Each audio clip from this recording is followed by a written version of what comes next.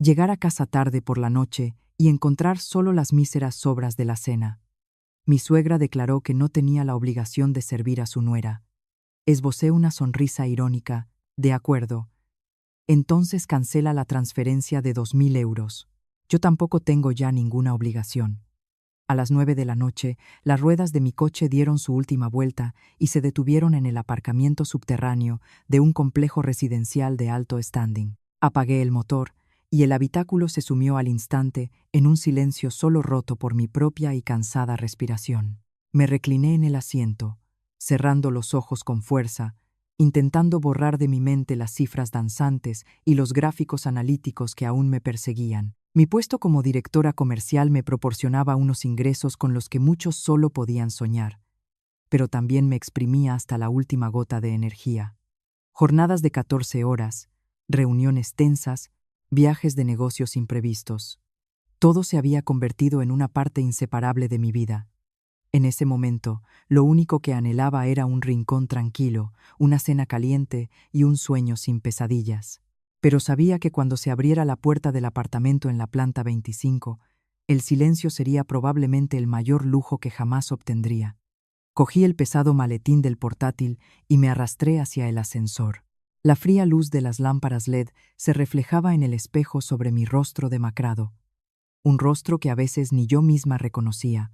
Al llegar a la puerta, antes de que pudiera meter la llave, oí desde dentro los fuertes sonidos de un videojuego y voces animadas. Reprimiendo un suspiro, abrí la puerta y entré.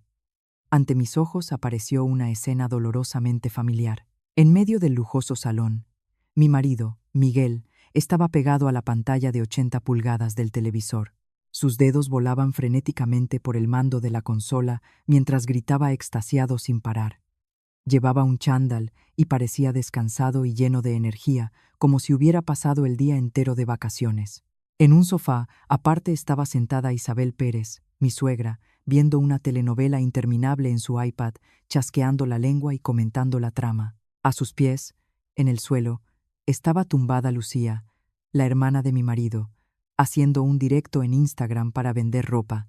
Con voz cantarina, elogiaba las prendas, compradas, por supuesto, con dinero que no había ganado ella.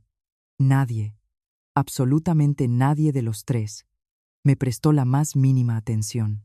Estaban demasiado absortos en sus propios mundos, un mundo de placer y despreocupación, un mundo construido sobre mi sudor y mis lágrimas. Me quité los zapatos en silencio y dejé el maletín en un rincón. Una punzada de hambre aguda en el estómago me llevó directamente a la cocina. Ya estaba acostumbrada a que no me recibieran, acostumbrada a tener que buscarme la cena después de un largo día. Pero lo que vi en la cocina esa noche sobrepasó todos los límites de mi paciencia. Sobre la encimera de mármol, donde debería haber estado la cena servida, se acurrucaba una pequeña bandeja. En ella, un cuenco con lentejas frías y resecas. Al lado, un plato, y sobre él no había carne ni pescado, sino el esqueleto miserable de una merluza, roído hasta dejarlo limpio. Y por último, un cuenco de sopa, un agua chirle en la que flotaban unos cuantos trozos de patata deshecha y un par de jirones de zanahoria. Me quedé paralizada. Un zumbido llenó mis oídos. Aquello ya no era simple dejadez. Era una humillación. No es que hubieran comido antes que yo. Me habían dejado deliberadamente esas sobras, algo que no se diferenciaba de la basura, como para subrayar mi lugar en aquella casa. Permanecí de pie, con un nudo de resentimiento subiéndome por la garganta. ¿Qué había sacrificado yo por esta familia? ¿A qué había renunciado para recibir a cambio solo espinas de pescado y un desprecio manifiesto? Respiré hondo, intentando que no me temblara la voz. Cogí la bandeja, la llevé al salón y la deposité suavemente en la mesa de centro. Justo comí. La música del juego de Miguel, el sonido de la telenovela de Isabel, la animada charla de Lucía. Todo cesó. 3 pares de ojos se clavaron en mí al unísono y luego en la patética bandeja sobre la mesa. «Isabel, ¿esta es mi cena?», pregunté con una voz sorprendentemente tranquila. Isabel deslizó la mirada por la bandeja, luego me miró de nuevo, torciendo los labios en una mueca de disgusto. No había ni una pizca de remordimiento en ella. «Pues sí, tu ración. Llegas tarde del trabajo, pues comes lo que queda. ¿Qué más querías? ¿O te crees que toda la familia tiene que sentarse a esperar muerta de hambre hasta que a ti te dé la gana de aparecer para honrarnos con tu presencia? No pido que nadie me espere, pero al menos podríais haberme dejado una porción decente. Llevo todo el día trabajando. ¿Acaso no me merezco una cena normal? Mis palabras fueron la chispa. Isabel dejó caer el iPad sobre la mesa con estrépito. Se levantó de un salto y, señalándome con el dedo, gritó con voz estridente: ¿Qué has dicho? Ahora porque trabajas eres la reina. ¿O qué? Si ganas dinero, tienes la obligación de mantener a esta familia. Entraste en esta casa como mi nuera, así que conoce tu lugar. Si llegas tarde, te buscas la vida. No esperes que tu suegra te sirva manjares. Te lo diré bien claro. Yo no tengo por qué servir a mi nuera. Yo no tengo por qué servir a mi nuera. Esas 7 palabras cayeron sobre mí como un martillazo.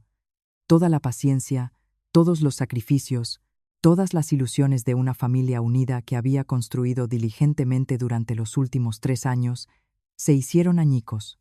Pensé que si me esforzaba, si daba lo suficiente, recibiría respeto a cambio. Pero me equivoqué. Para quienes están acostumbrados solo a recibir, lo que tú das se da por sentado. La miré a ella, al hombre inmóvil en el sofá al que llamaba marido, a la hermana de mi marido con una sonrisa burlona en los labios. Un sentimiento de amargura e ira hirvió dentro de mí, pero, curiosamente, no lloré. Mis lágrimas debían de haberse secado hacía mucho tiempo. En su lugar, una fría sonrisa se dibujó lentamente en mis labios. Mi sonrisa los dejó a todos helados. Isabel, que ya se preparaba para soltar una nueva andanada de insultos, también se detuvo. En sus ojos brilló la sorpresa y una cierta cautela. En el opresivo silencio que se hizo, saqué tranquilamente el teléfono del bolso. Mi dedo se deslizó por la pantalla, abriendo la aplicación del banco. No aparté la vista del rostro cambiante de mi suegra. Encontré la sección de pagos periódicos. Localicé la orden de transferencia automática de 2.000 euros a la cuenta de Isabel Pérez, que se ejecutaba el día 1 de cada mes. Pulsé el botón Cancelar. En la pantalla apareció un mensaje de confirmación. ¿Está segura de que desea cancelar esta transferencia? Sin la menor vacilación, pulsé Confirmar. Del teléfono salió un suave sonido. Transacción confirmada con éxito. Levanté la cabeza. La sonrisa en mis labios se hizo aún más nítida. Miré directamente a los ojos de Isabel y mi voz fue tan fría como mi sonrisa, clara y decidida. Tiene razón, mamá. Usted no tiene por qué servirme. Hice una pausa, observando cómo su rostro empezaba a palidecer. Por lo tanto, a partir de este momento, yo también, con su permiso, dejo de cumplir mis obligaciones como su cajero automático. Los 2.000 euros al mes quedan oficialmente cancelados. Desde hoy, estamos en paz. La historia de mi vida, la historia de la rebelión de una esposa que había sacrificado demasiado, no había hecho más que empezar. ¿Abriría esta audaz decisión de Catalina un nuevo y brillante capítulo en su vida o la arrastraría a una guerra aún más cruel con sus seres más cercanos? Antes de continuar, quiero señalar que esta historia puede contener elementos creados con ayuda de la tecnología, pero todos sirven a un único propósito: ofrecerles un entretenimiento fascinante y, lo que es más importante, celebrar el valor de la independencia, la autoestima y la fuerza de la mujer en la sociedad moderna. En la habitación se hizo un silencio sepulcral. 3 años. Exactamente 3 años habían pasado desde el día en que entré en esta casa como la esposa de Miguel, la nuera de Isabel. 3 años, viviendo una obra de teatro que yo misma había escrito. Una obra sobre el sacrificio y la autoestima pisoteada. Una vez pensé que el amor podía cubrirlo todo, que el amor podía transformar a una mujer fuerte e independiente en alguien dócil, dispuesta a pasar a un segundo plano para que el hombre de su vida pudiera brillar. Pero me equivoqué, mortalmente. Mi sacrificio no me trajo respeto, solo alimentó su codicia y su egoísmo, que crecían cada día. Estaba sentada en mi cómoda cama, con la espalda recta, ignorando los golpes y los gritos cada vez más furiosos de Isabel al otro lado de la puerta. «Catalina, abre ahora mismo. ¿Qué te crees que estás haciendo, niñata? ¿Te has rebelado o qué?» Los golpes se convirtieron en un estruendo frenético, pero parecía que todo aquel caos sonoro no podía alcanzarme. En mi cabeza, las imágenes del pasado se reproducían lentamente, desde el día en que comenzó esta tragicomedia. Conocí a Miguel en una fiesta de empresa. Era empleado de otro departamento, un hombre de aspecto agradable, reservado al hablar y un poco tímido. Fue precisamente esa timidez lo que me atrajo. En el mundo de los negocios, lleno de gente cínica y calculadora, la sinceridad de Miguel fue como un soplo de aire fresco. Nos enamoramos rápidamente. Nuestro amor entonces era hermoso, libre de preocupaciones materiales. Yo me enamoré de su dulzura, y él, probablemente, de mi energía y determinación. En aquel entonces, yo era jefa de departamento de ventas, y él, un empleado raso. La diferencia de estatus e ingresos ya era notable, pero el amor me cegó y la ignoré. El día que decidimos casarnos, cometí un acto que más tarde reconocería como el mayor error de mi vida. Con el dinero que había ahorrado durante años de duro trabajo, compré este piso de lujo, un ático de más de 100 metros cuadrados con vistas panorámicas de todo Madrid. Un activo valorado en más de 1.000.000 de euros. Estaba en aquel piso, que aún olía a pintura fresca, con el corazón lleno de felicidad y planes para nuestro futuro nido familiar. Pero de repente me invadió la inquietud. Miguel, ¿qué pensaría? Su sueldo entonces superaba por poco los 1.200 euros al mes. ¿Cómo podría entrar con confianza en una casa tan lujosa como marido, como cabeza de familia? El orgullo masculino. Sabía lo grande que era. Temía que se sintiera incómodo, acomplejado, y por amor, para proteger su frágil ego, mentí. Cariño, en mi empresa hay un programa de alquiler subvencionado para altos directivos. He conseguido este piso. El precio es ridículo, solo unos cientos de euros al mes. Viviremos aquí por ahora, y luego, cuando tengamos dinero, compraremos el nuestro. Lo dije con una sonrisa radiante y el corazón latiéndome a 1000 por hora por la mentira. Miguel se lo creyó al instante. Me abrazó. Sus ojos brillaban de alegría y orgullo. ¡Qué esposa tan increíble tengo! No dudó ni un segundo. Y su familia, cuando vino a verlo, también se creyó la historia. Isabel me cogió de la mano entonces, sonriendo ampliamente, pero sus ojos recorrieron rápidamente el piso, evaluando cada mueble caro. Bueno, Catalina, qué suerte has tenido. Te casas con nuestro Miguelito y tu carrera despega. Y viviendo en un piso de alquiler tan espectacular. Y la obra comenzó. Yo, la dueña del piso, me convertí de repente en la afortunada que había conseguido un alquiler barato, y ellos, que no habían puesto ni un ladrillo, se creyeron inmediatamente los dueños. Después de la boda, me ascendieron a directora comercial. Mis ingresos se dispararon a casi 5.000 euros al mes. Pero también lo oculté. Le dije a Miguel que me habían subido un poco el sueldo, a unos 2.500. Temía que las cifras reales lo abrumaran, que lo hicieran sentirse inferior. Quería que estuviera cómodo. Quería que siguiera siendo para siempre aquel hombre bueno y sincero del que me había enamorado. Creía que estaba haciendo lo correcto, pero no esperaba que mi ocultación, mi sacrificio, se convirtiera en el terreno fértil para que brotara la maldad. Isabel y Lucía se mudaron con nosotros justo después de la boda, con la excusa de que juntos es más divertido y que una madre que envejece necesita a su hijo cerca para que la cuide. No me opuse, considerándolo una muestra de deber filial, pero me equivoqué. No vinieron por diversión, sino para disfrutar. Cuando se enteraron de que tenía buenos ingresos, empezaron a verme como una mina de oro. Isabel exigió que le diera 2.000 euros al mes para los gastos de la casa, una suma absurda para una familia de 4 adultos, pero ella dijo que era para la comida, los suministros e incluso para pagarle su trabajo doméstico. Apreté los dientes y acepté, aunque sabía perfectamente que no hacía nada en casa. Cocinaba la cena todos los días, y ni siquiera siempre, a toda prisa, solo para cumplir. La mayor parte del tiempo la pasaba viendo telenovelas y comprando por internet. Lucía, la preciosa hermanita de mi marido, después de terminar la universidad, declaró que necesitaba un tiempo para descansar y encontrar un trabajo adecuado. Y ese descanso se alargó 2 años.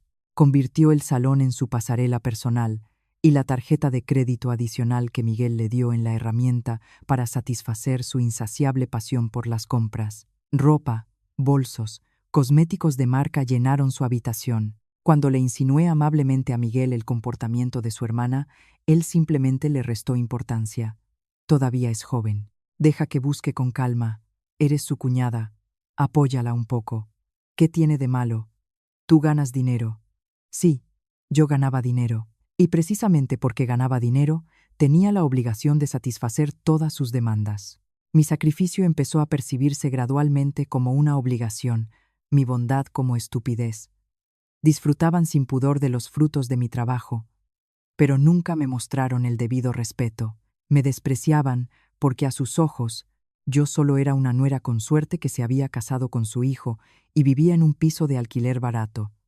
No sabían que cada ladrillo, cada aire acondicionado, cada bombilla de esa casa se había comprado con mi dinero. Vivían como parásitos en el cuerpo de la persona a la que despreciaban. Los golpes en la puerta cesaron, reemplazados por los insultos de Isabel y los sollozos falsos de Lucía. También oí la voz de Miguel. Intentaba calmar a esas dos mujeres, pero no dijo ni una palabra en mi defensa. Nunca. Siempre fue así, de carácter débil, manteniéndose en el medio. Pero la balanza siempre se inclinaba hacia el lado de su madre y su hermana. Las ilusiones de amor, de un hogar familiar feliz, se derrumbaron por completo dentro de mí. Ya no era la Catalina de hacía 3 años, la chica ingenua que creía que el amor podía con todo. Hoy, acorralada, me había dado cuenta de la amarga verdad. Un sacrificio que no se basa en el respeto mutuo es solo autodestrucción. Y yo llevaba demasiado tiempo destruyéndome. Era hora de recuperar lo que era mío. No solo el dinero, sino la autoestima, el valor de mi propia persona. Esta obra de teatro tenía que terminar y yo escribiría el final. Esa noche dormí profundamente. Por primera vez en 3 años, sin pesadillas sobre críticas y miradas de desprecio. Ya no sentía el peso del sacrificio sobre mis hombros. En su lugar, una sensación de ligereza, una extraña liberación. Cuando el despertador sonó a las 6:00 de la mañana, no salté somnolienta como de costumbre para correr a la cocina a preparar el desayuno para una familia ingrata. En cambio, entré sin prisa en el baño y me sumergí en un baño de espuma caliente. Me miré en el espejo. Ya no era la Catalina despeinada que se ponía a toda prisa un traje de chaqueta arrugado. Hoy tenía que ser diferente. Dediqué casi 1 hora a arreglarme. Elegí de mi armario el vestido de diseño más elegante. Un vestido que había comprado hacía tiempo, pero que nunca me había atrevido a ponerme, por miedo a que mi suegra lo llamara un despilfarro. Me maquillé con esmero, una base perfecta, un delineado de ojos expresivo y un poderoso labial rojo. Cuando me miré por última vez en el espejo, vi a una mujer completamente diferente. Segura, fuerte, consciente de su propio valor. Ya no era una sombra pálida en mi propia casa. Era su dueña, y era hora de que todos se dieran cuenta. Exactamente a las 7:30, salí de mi habitación con el bolso. El salón estaba inusualmente silencioso. Probablemente, después de los gritos de la noche, estaban todos cansados. Las puertas de las habitaciones de mi suegra y mi cuñada estaban bien cerradas. La puerta de la habitación de Miguel también. Perfecto. Sin decir una palabra, me puse en silencio unos zapatos de tacón alto. El sonido de los tacones sobre el suelo de mármol resonaba decidido y autoritario. Tac, tac. Abrí la puerta, salí y la cerré de un portazo. El fuerte golpe sonó como una declaración de guerra, como el comienzo de un día muy agitado. Fui a un restaurante elegante que servía los desayunos europeos que tanto me gustaban. Pedí huevos Benedict, zumo de naranja recién exprimido y una taza de café caliente. Me senté junto a la ventana, disfrutando tranquilamente de la comida y observando a la multitud apresurada de fuera. Sentía una paz absoluta. Esta era la vida que me merecía, una vida que yo misma había creado y que disfrutaba plenamente, sin compartirla con gente indigna. Incluso tuve tiempo de leer unas páginas de un libro, un hábito que había tenido que abandonar hacía mucho tiempo. Mientras tanto, en el apartamento de la planta 25, comenzaba una verdadera tormenta. Podía imaginar la escena con todo detalle. Alrededor de las 8:30, Isabel y Lucía saldrían arrastrando los pies de sus habitaciones, todavía bostezando. Ambas se dirigirían directamente a la cocina, esperando encontrar en la mesa un desayuno caliente y listo, como siempre. Pero solo las recibiría una cocina fría y vacía, ni olor a tortitas recién hechas, ni un plato de gachas calientes, ni siquiera una tetera con agua caliente. Solo silencio y ollas limpias, inmóviles en su estante. Isabel, por supuesto, se enfurecería. Esa Catalina se ha atrevido a irse sin preparar nada. Es que quiere que nos muramos de hambre aquí, gritaría seguramente. Lucía se quejaría. Mamá, tengo tanta hambre. Sin desayunar, ¿cómo voy a hacer mi directo? Luego se despertaría Miguel. Miraría desconcertado la cocina vacía, luego los rostros de su madre y su hermana, encendidos de ira. ¿Y Catalina? Haría la estúpida pregunta. E Isabel respondería: se ha rebelado, se ha escapado. Llámala ahora mismo. Tráela de vuelta. Pero no podrían contactarme, porque la noche anterior había bloqueado sus 3 números. El hambre y la ira harían que Isabel perdiera la paciencia. Al diablo con ella. ¿Acaso no podemos vivir sin ella? Iré al mercado, compraré comida y cocinaré yo misma. Tú, Miguel, dame dinero. Extendería la mano hacia Miguel. Un gesto habitual. Pero, ¿de dónde iba a sacar Miguel mucho efectivo? No tengo, mamá. Coge tu tarjeta. Y aquí es donde empezaría lo interesante. Isabel iría orgullosamente a su habitación a por la tarjeta bancaria que le había dado para facilitar los gastos. Estaría segura de que, como de costumbre, tendría varios miles de euros, pero no iría directamente al mercado. Su costumbre era comprobar primero el saldo. Abriría el teléfono, entraría en la aplicación del banco y se quedaría helada. La suma de 2.000 euros que esperaba ver a principios de cada mes no estaría allí.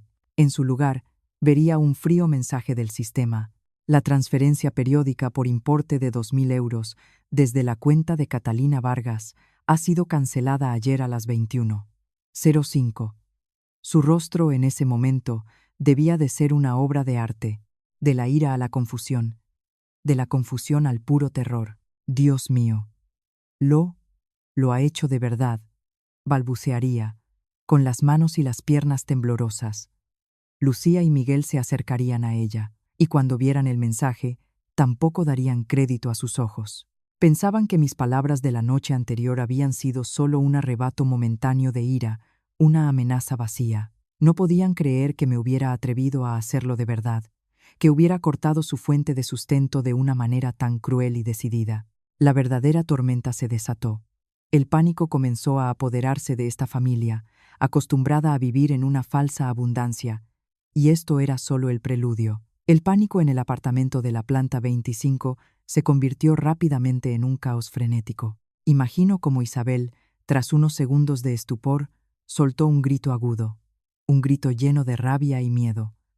No puede ser, esa víbora se ha atrevido a hacerlo de verdad. No se creería el mensaje del teléfono. Decidiría que era un error del sistema, algún tipo de malentendido. Con una última y débil esperanza, cogería su bolso, sin siquiera cambiarse el camisón, se echaría un cardigan por encima y saldría corriendo. «Mamá, ¿dónde vas?», le gritarían Miguel y Lucía, pero ella no respondería. En su cabeza solo había un objetivo: el cajero automático. Correría escaleras abajo, al vestíbulo, sin esperar el ascensor, pulsando frenéticamente ambos botones de llamada. Las decenas de segundos de espera le parecerían una eternidad. En cuanto las puertas del ascensor se abrieran, se metería dentro, ignorando las miradas perplejas de los vecinos. Su objetivo: el cajero más cercano, a un par de cientos de metros del complejo residencial.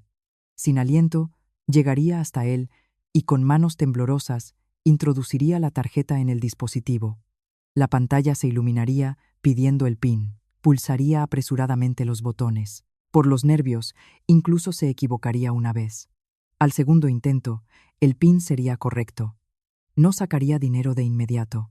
Elegiría la opción consultar saldo, todavía rezando para que en la pantalla apareciera una cifra de 2000 y pico euros. Pero en la pantalla apareció una cifra fría e implacable, una cifra que fue una bofetada. Saldo disponible: 7,85 euros. 7,85 euros. Esa cantidad no alcanzaría ni para un desayuno decente para toda la familia.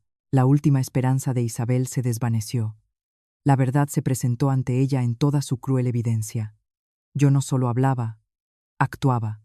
La fuente de financiación había sido cortada. Se quedó paralizada frente al cajero, con los ojos muy abiertos, mirando fijamente las cifras en la pantalla. La persona en la cola detrás de ella ya empezaba a impacientarse, pero ella no oía ni veía nada. Le zumbaban los oídos y en su cabeza había un vacío aterrador. Cuando el estupor pasó, fue reemplazado por una furia sin precedentes. Sacó la tarjeta de un tirón, se dio la vuelta y corrió a casa. Su rostro ardía de ira y humillación. Apenas entró en el apartamento, arrojó el bolso al suelo con rabia. Se acabó. No hay ni un céntimo. Esa desgraciada lo ha cortado todo. Al oír esto, Miguel y Lucía también palidecieron. «Mamá, ¿y ahora qué hacemos?», gimoteó Lucía. «Mi dinero para cosméticos este mes, para salir con mis amigas, para ropa. ¿Ahora qué hago?». Miguel, por su parte, no paraba quieto, paseándose por el salón. Era un hombre, pero nunca había tenido que preocuparse por el dinero en casa. Yo me encargaba de todo. Ahora que esa carga había vuelto a él de repente, estaba completamente perdido e indefenso. «¿Y tú qué haces ahí parado?», rugió Isabel, volviéndose hacia su hijo. «¿Eres su marido o qué? ¿No puedes controlar a tu propia mujer? Llámala ahora mismo. Oblígala a devolver el dinero inmediatamente. Dile que si no lo transfiere, que ni se le ocurra volver a esta casa». Bajo la presión de su madre, el orgullo masculino de Miguel despertó. Sí, él era el marido. Él debía tener la autoridad. Nunca pensó que yo, su siempre obediente esposa, me atrevería a hacerle algo así. Sacó el teléfono y marcó mi número. En ese momento, yo acababa de pagar el desayuno y me disponía a ir a la oficina. La pantalla del teléfono se iluminó. Mostraba mi amor. Sonreí irónicamente. Quizás debería cambiar ese nombre. Respondí a la llamada, pero no dije nada, esperando en silencio. Al otro lado de la línea sonó la voz de Miguel. No eran preguntas ni intentos de reconciliación, sino una orden autoritaria y arrogante. «Catalina, ¿a qué juegos estás jugando? ¿Por qué le has cortado el dinero a mi madre para los gastos? ¿Te das cuenta del caos que has montado en casa? Te doy 5 minutos. Transfiérele el dinero a mamá inmediatamente, o atente a las consecuencias». Escuché todo en silencio, ni una pizca de remordimiento, ni una pizca de comprensión. Solo le importaba el dinero, el caos montado por su madre y su hermana. Ni siquiera me preguntó por qué lo había hecho. No pensó en mis sentimientos de la noche anterior. Para él, yo era la culpable por defecto. Suspiré y dije con voz fría y distante: «¿Has terminado? Si es así, cuelgo. Estoy ocupada». ¿Te atreves?», gritó Miguel al teléfono. «No tientes mi paciencia, te lo advierto». No le dejé terminar. Pulsé decididamente el botón de colgar. Inmediatamente después, entré en mis contactos, encontré su nombre y seleccioné bloquear usuario. Hice lo mismo con los números de Isabel y Lucía. A partir de ese momento, ya no podrían molestarme. El silencio absoluto de mi parte fue la respuesta más elocuente. Esto los enfurecería aún más. Miguel, por supuesto, volvería a llamar y cuando descubriera que estaba bloqueado, su ira llegaría al límite. Pero, ¿qué podía hacer? ¿Venir a mi oficina? No creo que tuviera el valor de montar un escándalo en mi trabajo, sentarse en casa a gritar. Adelante. A la Catalina de hoy ya no le importaba. El coche se deslizaba suavemente por la carretera hacia el imponente edificio de oficinas. Un nuevo día de trabajo comenzaba, y una nueva guerra no había hecho más que empezar. Ese día me centré por completo en el trabajo.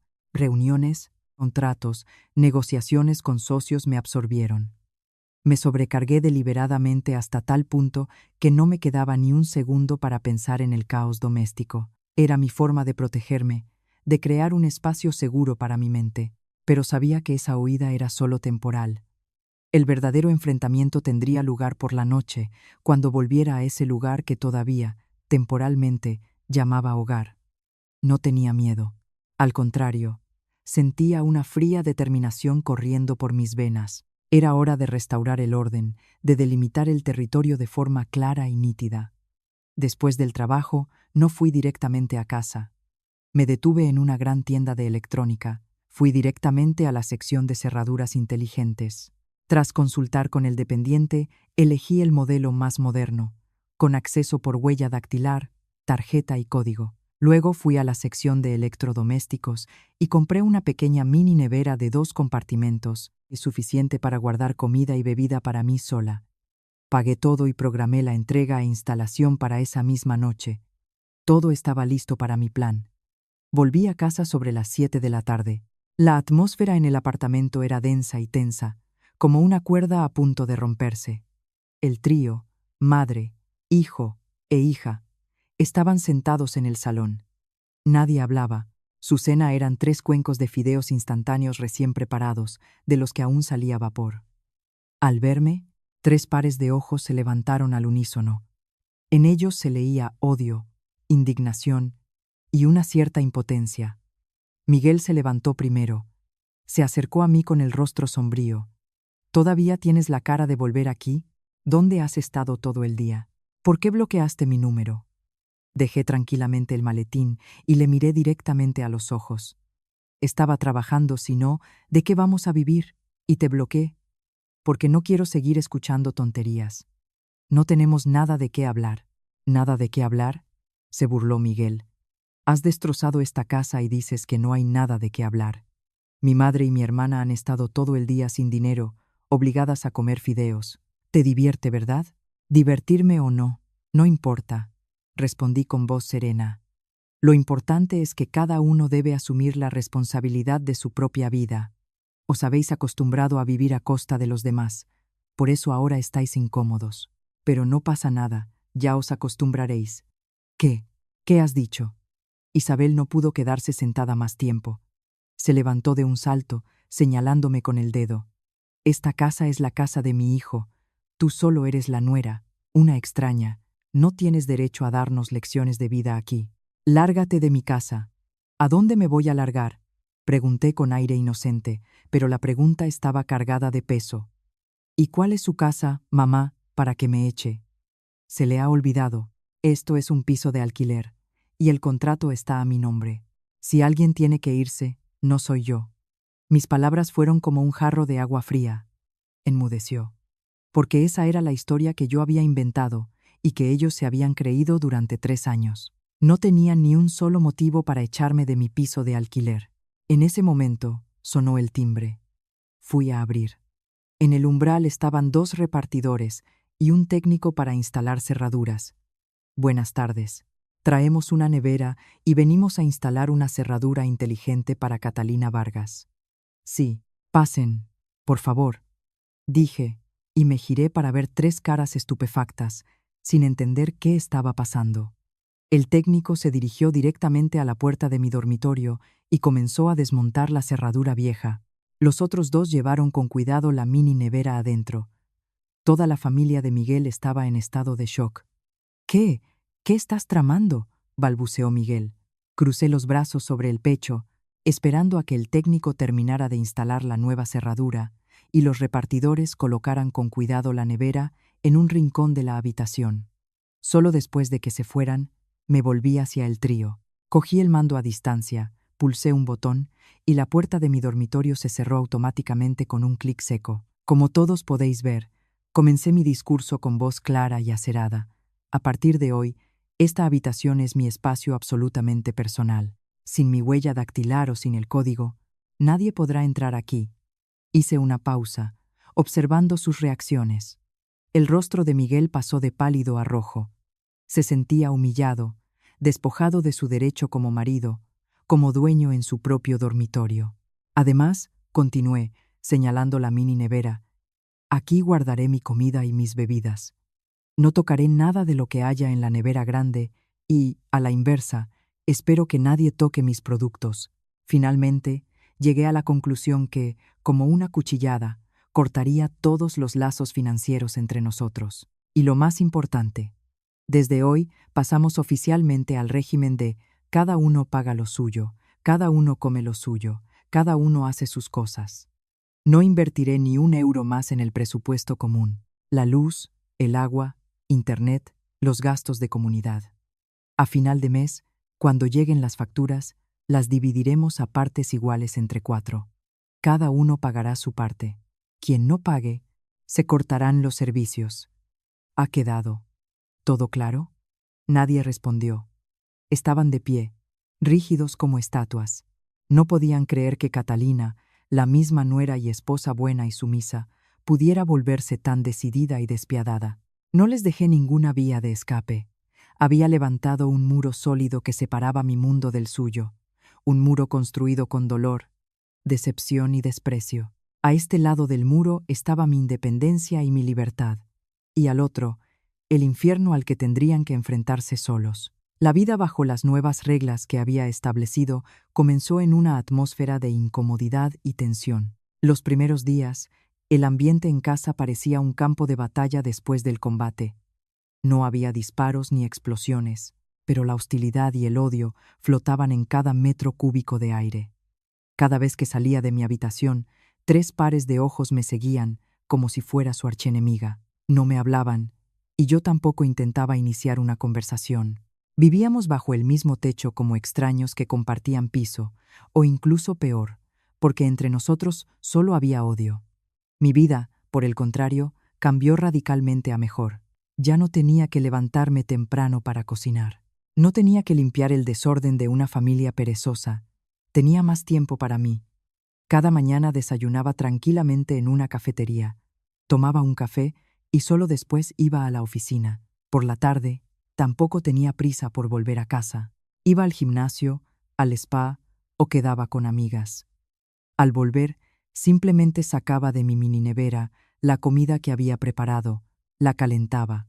Solían ser platos saludables como ensalada, pechuga de pollo, un filete de salmón, cosas que antes rara vez comía porque mi suegra siempre se quejaba de que era caro y un despilfarro.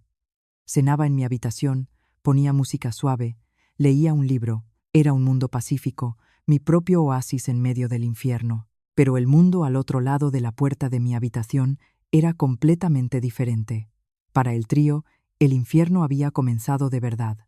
Los primeros días todavía intentaban mantener las apariencias. Isabel y Lucía seguían arreglándose, mirando sus teléfonos, viendo telenovelas. Miguel seguía yendo a trabajar, volvía a su hora, intentando aparentar ser el cabeza de familia. Le dio a su madre todo su sueldo, 1.300 euros, para los gastos. Pero 1.300 euros para una familia acostumbrada a gastar entre 3.000 y 4.000 al mes era una gota en el océano. En solo 3 días, la mitad de esa cantidad se había evaporado. Isabel, por costumbre, iba al supermercado y compraba sin mirar los precios. Lucía seguía pidiendo ropa por internet, sin pensar, y Miguel tenía que pagar la gasolina, las comidas, el café con los compañeros. No se daban cuenta de que su billetera había dejado de ser un pozo sin fondo. Al cuarto día, mientras estaba en mi habitación, oí una fuerte discusión fuera. «Mamá, ¿en qué te has gastado el dinero tan rápido? Han pasado solo unos días y ya te has fundido casi todo mi sueldo». Era la voz de Miguel, llena de irritación e impotencia. «¿Qué has dicho? ¿En qué me lo he gastado? En comida para toda la familia, en cosas varias. ¿Sabes lo caros que están los precios ahora? ¿O es que te duele gastar dinero en tu madre y tu hermana?», chilló Isabel. «Pero no tengo más este mes. Y todavía hay que pagar la luz, el agua, Internet, la comunidad y la parte de Catalina. Nos ha obligado a dividirlo todo. Si no pagamos, lo cortarán todo. Al diablo con ella, con esa víbora. ¿Qué se puede esperar de ella? ¿Y tú, Lucía?». Isabel se volvió hacia su hija. «Deja ya de comprar trapitos. Todo el día con vestidos y blusas. ¿Te los vas a comer o qué?». «Pues mamá, qué gracia. Soy una chica. Si no compro ropa, ¿qué hago? ¿O quieres que salga a la calle hecha una defecio para que la gente se ría?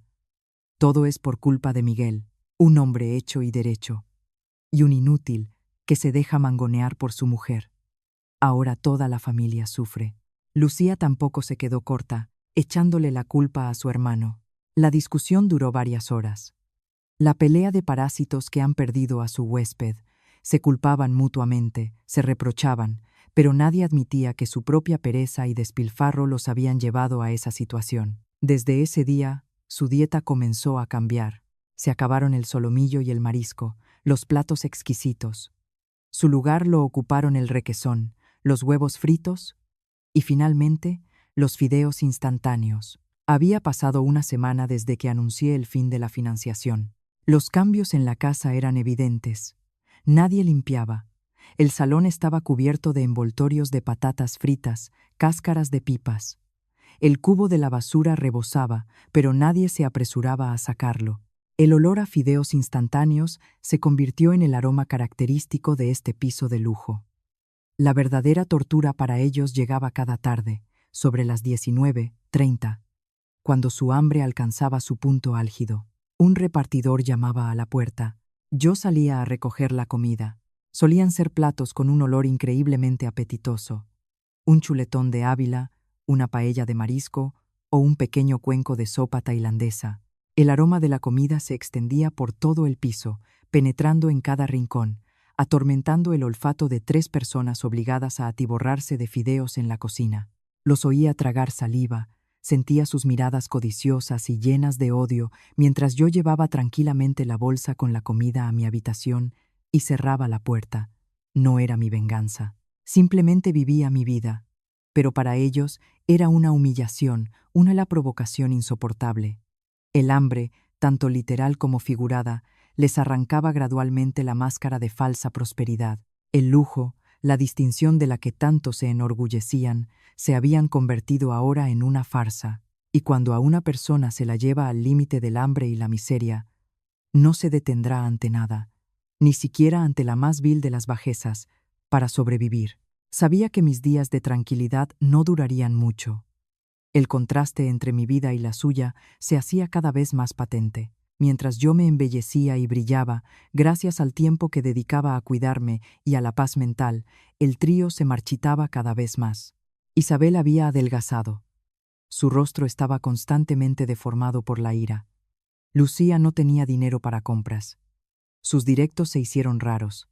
La ropa vieja no podía ocultar su cansancio y desánimo. Pero quien más cambió fue Miguel, el hombre al que una vez amé, que siempre había parecido cuidado y elegante. Ahora tenía un aspecto lamentable. Había adelgazado, le había crecido una barba descuidada, sus camisas ya no estaban perfectamente planchadas. La presión de tener que mantener a una familia acostumbrada al lujo, junto con la humillación que sentía cada vez que me veía, lo convirtió en otra persona. Irritable y desesperado, sabía que con el carácter de Miguel, especialmente con su inflado ego masculino, no aguantaría mucho tiempo en esa situación. Intentaría recuperar lo que consideraba suyo, el control y el estatus de marido. Y no me equivoqué. Una tarde, al volver del trabajo, noté algo extraño. La cerradura inteligente de la puerta de mi habitación informó de varios intentos fallidos de introducir el código. El historial de acceso mostraba que estos intentos se habían realizado a la hora del almuerzo, cuando yo estaba en la oficina. La intuición me dijo que algo no iba bien. Solo hay 3 personas en la casa, y estaba segura de que no eran ni Isabel ni Lucía. Solo podía ser Miguel. Intentaba entrar en mi habitación. ¿Pero para qué? ¿Para rebuscar en mis cosas o encontrar algo de valor? Un escalofrío me recorrió la espalda. Recordé que en mi habitación tenía una pequeña caja fuerte. En ella, además de joyas, guardaba documentos importantes, incluidos materiales confidenciales de la empresa y contratos que traía a casa para trabajar. Si esos documentos caían en las manos equivocadas o se utilizaban para chantajearme, las consecuencias podrían ser muy graves. No podía ignorarlo. La bajeza de un hombre acorralado es impredecible. Inmediatamente pedí por internet una diminuta cámara de videovigilancia que se podía camuflar y conectar directamente al teléfono. Al día siguiente, Al recibir el pedido, la instalé con cuidado en un rincón discreto de una estantería, desde donde se veía toda la habitación, especialmente la puerta y la caja fuerte. Preparé la trampa y esperé a que la presa cayera sola. No tuve que esperar mucho. 2 días después, un sábado por la noche, anuncié a todos que iba a cenar y al cine con una amiga y que posiblemente volvería muy tarde. Era la excusa perfecta. Salí del aparcamiento, pero no fui a ninguna parte. Aparqué en una cafetería cercana, pedí una bebida y, abriendo el teléfono, me conecté a la cámara de mi habitación. En la pantalla apareció la imagen familiar de mi dormitorio, tranquilo y sereno. Esperé pacientemente. Alrededor de las 10 de la noche comenzó el espectáculo. En la pantalla apareció la puerta de mi habitación. Unos segundos después, el pomo se movió ligeramente. Luego se oyó un suave rasguño. Miguel intentaba forzar la cerradura con algo. Contuve la respiración.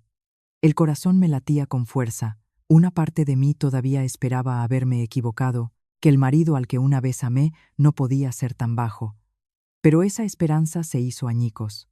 Después de varios intentos infructuosos de abrir la cerradura inteligente, Miguel se rindió. Pero no se fue. Se ausentó un momento y luego volvió con unos alicates y un destornillador en las manos. Iba a reventar la puerta. El corazón se me heló. Cualquier resto de sentimiento conyugal, por débil que fuera, se extinguió en ese momento. El hombre en la pantalla ya no era el Miguel que conocía. Era un ladrón, un miserable que intentaba invadir el espacio personal de su propia esposa, pero, aparentemente dándose cuenta de que forzar la puerta haría mucho ruido, Miguel se detuvo de nuevo. Caminaba de un lado a otro por el pasillo con una expresión de ansiedad e ira. De repente, se quedó quieto, mirando el espacio sobre la puerta. Recordó algo. Antes, cuando vivíamos juntos, dejábamos una llave de repuesto en el zapatero del pasillo por si alguien olvidaba la suya. Había olvidado por completo ese detalle. Miguel salió de puntillas y unos segundos después volvió con una llave mecánica en la mano. Mi cerradura inteligente también tenía la función de abrirse con una llave normal. Error mío. Miguel, con mano temblorosa, introdujo la llave en la cerradura. Un clic y la puerta de mi habitación se abrió. Se deslizó dentro, cerrando la puerta con cuidado tras de sí. Su objetivo estaba claro. No rebuscó en el tocador ni en el armario. Se dirigió directamente a mi caja fuerte. Empezó a probar combinaciones conocidas. Mi cumpleaños, su cumpleaños, el día de nuestra boda. Pero yo había cambiado la contraseña hacía mucho tiempo. Después de varios intentos fallidos, la caja fuerte emitió una larga señal y se bloqueó temporalmente. Miguel pateó la caja fuerte con rabia. Miró la habitación como una bestia acorralada. Su mirada se detuvo en una carpeta con documentos que había dejado en el escritorio. Eso era lo que necesitaba. Iba a robar documentos de la empresa para chantajearme. Ya era suficiente. No podía seguir viendo aquello tranquilamente. Guardé el vídeo, apagué el teléfono, pagué la cuenta y me fui a casa. Me moví en silencio, como un gato. Abrí la puerta del apartamento sin hacer ruido. El televisor del salón seguía a todo volumen. Isabel y Lucía estaban absortas en su mundo, sin sospechar que su hijo y hermano estaba cometiendo una bajeza en mi habitación. Me acerqué de puntillas a la puerta del dormitorio y la abrí de golpe. ¿Qué haces aquí? Miguel dio un respingo, dejando caer la carpeta de documentos al suelo. Se giró, y su rostro se volvió blanco como el papel cuando me vio de pie en la puerta. «Catalina, ¿tú? ¿Por qué has vuelto tan pronto?», balbuceó con voz de pánico. «Si no hubiera vuelto, te lo habrías llevado todo, ¿verdad?». Señalé la carpeta en el suelo. «¿Qué ibas a hacer? ¿Robar documentos de mi empresa para chantajearme? Sabes que eso es un delito». «No, no lo has entendido. Yo solo buscaba algo». Intentó justificarse Miguel, pero su voz temblorosa lo delataba. «¿Buscabas?». Sonreí con desprecio. «No hace falta que finjas, Miguel. Lo he visto todo». Levanté el teléfono y puse el video desde el principio, el video que había capturado todas sus acciones. Cómo manipulaba la cerradura, cómo la abría con la llave, cómo intentaba forzar la caja fuerte y cómo rebuscaba en mis documentos. Cada imagen, cada sonido, Era perfectamente nítido. El rostro de Miguel pasó de blanco a gris. Miraba la pantalla del teléfono y todo su cuerpo temblaba. La última máscara de orgullo había sido arrancada, dejando solo el verdadero rostro de un miserable, un hombre que había llegado a robar a su propia esposa. Se derrumbó en el suelo, mirándome con terror y súplica. «Con esta prueba, puedo llamar a la policía ahora mismo», dije con voz gélida, «y tendrás que responder por allanamiento de morada e intento de robo. ¿Cuántos años crees que te caerán? No lo hagas, Catalina. Te lo suplico. No llames a la policía». Miguel se arrastró e intentó abrazarme las piernas. Estuve mal. Estaba desesperado. «Perdóname esta vez». Di un paso atrás, evitando su contacto. Miré al hombre arrodillado a mis pies y no sentí ni amor ni piedad, solo asco. Nuestro matrimonio, en ese momento, murió definitivamente. Después de aquella noche en que sorprendí a Miguel infraganti, el ambiente en casa se volvió aún más opresivo. Miguel pasó de ser un hombre insolente y engreído a una sombra silenciosa. Se iba temprano, volvía tarde, evitándome a toda costa. El miedo a que lo denunciara a la policía y una vergüenza abrasadora habían aplastado por completo su ego. Isabel y Lucía, tras escuchar la aterrorizada confesión de Miguel, también se calmaron. Ya no se atrevían a meterse conmigo ni a decirme impertinencias. Su silencio no nacía del arrepentimiento, sino del miedo. Temían que realmente metiera en la cárcel a su hijo y hermano. Podría haber terminado todo en ese mismo momento. Podría haber hecho público el vídeo y echarlos a todos de casa. Pero no lo hice, no por lástima, sino porque quería que saborearan lentamente la humillación, que se dieran cuenta por sí mismos del final al que los había llevado su propia estupidez y codicia. Quería que se derrumbaran bajo los escombros de las ilusiones que ellos mismos habían construido. Y esa oportunidad se presentó antes de lo que pensaba. Isabel tenía un grupo de amigas jubiladas. Solían reunirse para tomar el vermú, hacer excursiones y, por supuesto, presumir de sus hijos. Antes, cuando yo era el cajero automático de la familia, Isabel siempre era la más destacada del grupo. Con orgullo, hablaba de su talentoso hijo, de su nuera que ganaba dinero a espuertas y de su vida de lujo en un piso de alto standing. Siempre era el centro de la admiración y la envidia, pero desde que el flujo de dinero se secó, ya no se atrevía a presumir tanto. La necesidad se reflejaba en su rostro e incluso en la ropa vieja que tenía que seguir usando. Eso la irritaba enormemente. Un día, en una de esas reuniones, ya fuera por la presión de sus amigas o por su inflado ego, Isabel se vino arriba y presumió. Oí por casualidad su conversación telefónica con una amiga. «¿Qué va, chicas? Es que mi nuera tiene ahora un proyecto muy grande y por eso ella y mi hijo están un poco agobiados. Pero no es nada grave, me sigue respetando mucho. Mirad, para demostrároslo, este domingo os invito a todas a casa a una fiesta, una mariscada. Mi nuera os demostrará sus dotes culinarias. Venid todas, será divertido». Al colgar, suspiró profundamente. Entendí que se había lanzado a un farol. Estaba segura de que yo, por muy enfadada que estuviera, no me atrevería a dejarla en ridículo delante de sus amigas. Pensó que, por las apariencias, por la reputación de la familia, yo cedería y pagaría la fiesta, y si cedía una vez, habría una segunda y una tercera. Ese era su plan. Un plan basado en una fatal incomprensión de en quién me había convertido. Al día siguiente, empezó a insinuar: «Ay, Catalina, el domingo tendremos invitadas de honor, todas mis amigas íntimas. Respetan mucho a nuestra familia, por eso vienen a visitarnos». Luego se volvió hacia Miguel. «Hijo, dile a tu mujer que lo prepare todo como es debido. No quiero hacer el ridículo delante de mis amigas». Miguel solo bajó la cabeza y no dijo nada. Yo, por mi parte, guardé silencio, fingiendo no oír nada. Mi silencio puso a Isabel un poco nerviosa, pero todavía creía que yo haría lo que ella quería. El viernes, como de costumbre, fui a trabajar. Volví por la tarde, tampoco dije nada y me encerré en mi habitación. El sábado por la mañana, mientras el trío esperaba ansioso a ver qué hacía, saqué tranquilamente de mi habitación una pequeña maleta. Una maleta que había preparado la noche anterior. «Ah, ¿a dónde vas?», preguntó Miguel, sorprendido. Me voy a descansar el fin de semana. Demasiado estrés en el trabajo. Necesito relajarme, respondí despreocupadamente, llevando la maleta hacia la puerta. Al irme, no olvidé lanzarles una frase. Pasadlo bien este fin de semana. La puerta se cerró de golpe, dejando tras de sí 3 rostros completamente estupefactos. No podían creerlo. Me había ido. Había ignorado la invitación de mi suegra. Había ignorado la reputación de la familia. Había elegido descansar. Y efectivamente, me fui. Fui directamente a un lujoso hotel con spa en las afueras, regalándome 2 días de descanso total. Apagué el teléfono, nadé en la piscina, leí libros y disfruté de la paz.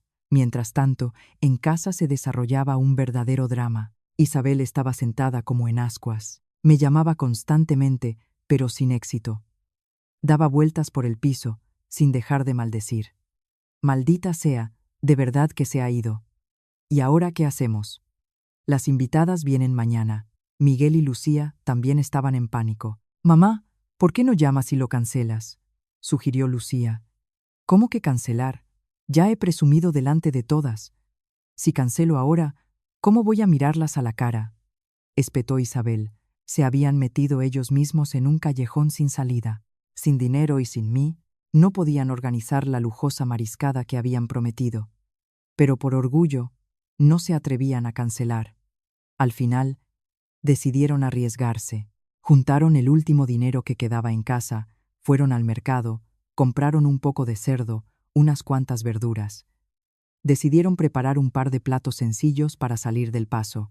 El domingo, a la hora acordada, las amigas de Isabel empezaron a llegar. Una decena de señoras elegantemente vestidas y perfumadas entraron en el lujoso apartamento con expectación en sus rostros, pero no las recibió una mesa bien puesta, sino un ambiente incómodo y unos pocos platos escasos sobre la mesa. ¿Y tu nuera, Isabel?, preguntó una de las amigas. Isabel sonrió forzadamente. Ah, le ha surgido un asunto urgente en el trabajo. No ha podido volver. Comed, por favor. No seáis tímidas. Pero su mentira no pudo ocultar la verdad por mucho tiempo. La cena transcurrió en un silencio incómodo. Había poca comida y no estaba buena. Todas apenas probaron bocado por cortesía. Empezaron los susurros. Pensábamos que habría una mariscada y nos ponen tortilla de patatas. Deben de tener problemas de verdad. Mira a Isabel. ¿Qué cara tiene? Presumió y ahora ha hecho el ridículo.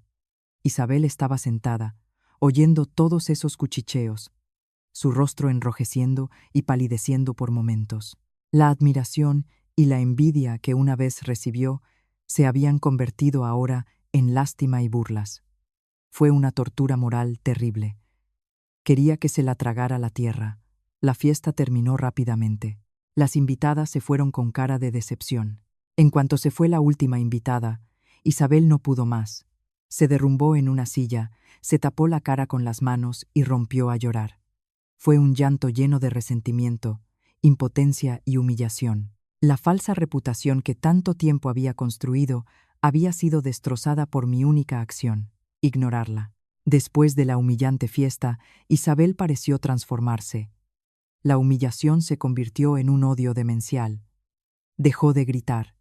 En su lugar, se instaló un silencio aterrador. Se sentaba en su habitación, con los ojos encendidos, mirándome como si quisiera comerme viva. Sabía que ese silencio era solo la calma antes de una tormenta aún mayor. Acorralados, sin dinero ni reputación, las personas son capaces de actos inimaginables. Miguel y Lucía también. La miseria y las humillaciones les habían arrebatado los últimos vestigios de razón. Me veían como la causa de todos sus sufrimientos. Pensaban que si lograban doblegarme, obligarme a entregarles el dinero, todo volvería a la normalidad. Una ilusión estúpida y peligrosa.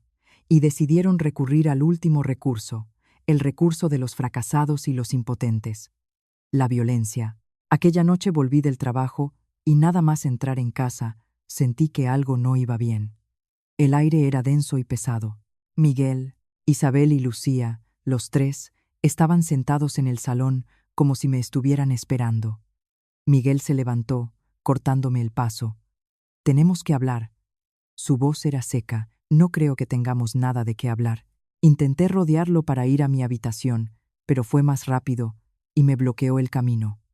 No vas a pasar. Hoy tienes que resolver este asunto de una vez por todas. ¿Resolver? ¿Resolver qué?, pregunté, y un mal presentimiento me invadió. El dinero, gritó Lucía desde atrás. Devuélvele el dinero a nuestra familia.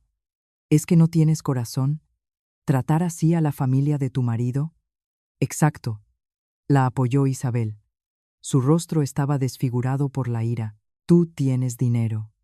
Y dejas que tu suegra, tu marido y su hermana coman fideos y sufran humillaciones. ¿Qué clase de esposa eres? ¿Qué clase de nuera?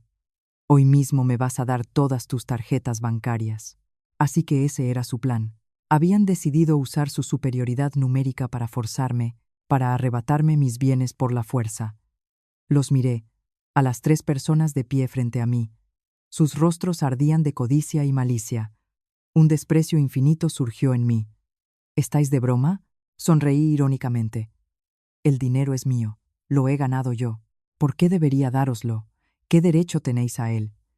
El derecho de un marido, rugió Miguel. Su rostro se puso rojo de ira. Soy tu marido, tu dinero también es mi dinero. Tienes la obligación de mantener a mi madre, de cuidar de mi hermana. Es tu deber. ¿Deber?, repetí con sarcasmo. ¿Y dónde está tu deber como marido, hijo, hermano? Miguel, ¿qué has hecho por esta familia, aparte de coger el dinero de tu esposa? ¿Me has defendido alguna vez de los reproches de tu madre? ¿Le has aconsejado alguna vez a tu hermana que empiece a ser independiente? Si no eres capaz de eso, no tienes derecho a hablarme de deberes. Mis palabras, como agujas, se clavaron en su ego herido. No pudo replicar. La impotencia lo volvió aún más loco. Tú cállate, instigó Isabel desde atrás. No hay nada que hablar con ella. Si no las da, las cogemos nosotros. Quítale todas las tarjetas. Miguel, ¿eres un hombre o qué? Que dejas que tu mujer te pisotee, asusado por su madre. Miguel, como una bestia enloquecida, se abalanzó sobre mí con los ojos inyectados en sangre. Dame las tarjetas. Nunca, grité, retrocediendo. Si no me las das, te voy a dar una paliza. Miguel levantó la mano que una vez sostuve con todo mi amor, ahora se preparaba para golpearme en la cara. En ese momento crítico, no me asusté, solo sentí una decepción infinita. La última gota había colmado el vaso. Todos los sentimientos, todos los recuerdos, todo lo que estaba relacionado con este matrimonio fue borrado definitivamente por esa bofetada inminente. Pero yo estaba preparada. En cuanto vi su actitud, activé discretamente la grabadora de voz y vídeo de mi teléfono. El teléfono estaba en el bolsillo de mi abrigo, con la cámara hacia afuera. La bofetada de Miguel no alcanzó su objetivo.